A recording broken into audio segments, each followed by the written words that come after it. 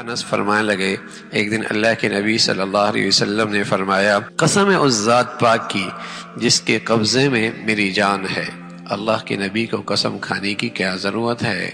لیکن اپنی امت کی خیرخواہی کے لیے کہ بات دلوں میں بیٹھ جائے، بات دلوں میں اثر کر جائے، بات دلوں میں قبولیت پالے، فرمایا اس ذات کی قسم ہے جس کے قبضے میں میری جان ہے، کوئی بندہ سچا مومن نہیں ہو سکتا،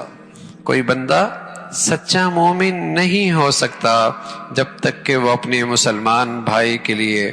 وہی نہ چاہے جو اپنے لیے چاہتا ہو۔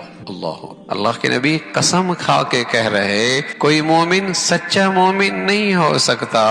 جب تک کہ وہ اپنے مسلمان کے لیے وہی نہ چاہے جو اپنے لیے چاہتا ہے، اپنے لیے عزت چاہتا ہے، اپنے لیے عافیت چاہتا ہے، اپنے لیے بھلائی چاہتا ہے، اپنے لیے خیرخواہی چاہتا ہے، اپنے لیے نیک نامی چاہتا ہے، اپنے لیے غیبت، برائی، کینہ، بدگمانی نہیں چاہتا نا۔ جو اپنے لیے نہیں چاہتا وہ اپنے مسلمان بھائی کے لیے بھی نہ چاہے، اور جو اپنے لیے چاہے وہ اپنے مسلمان بھائی کے لیے چاہ لے۔ یہ سچے ایمان کی علامت اللہ کے نبی نے قسم کھا کے فرمائی، اللہ کے نبی نے قسم کھا کے یہ سچے ایمان کی علامت بتائی ہے کہ جو اپنے لیے پسند کرے وہ اپنے مسلمان بھائی کے لیے بھی پسند کرے۔ تو کتنا گہرا رشتہ بتایا ہے ایک مسلمان کا ایک مسلمان سے۔ بھائی کمیاں کوتاہیاں باہمی ملنے جلنے سے، لین دین سے، معاملات اور معاشرت سے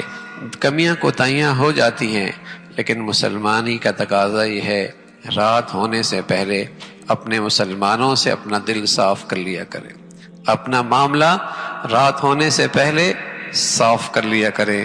اللہ کے لیے معاف کر دیا کرے۔ جو اللہ کے بندوں کو معاف کر دے گا اللہ اسے بھی جلدی معاف فرما دے گا،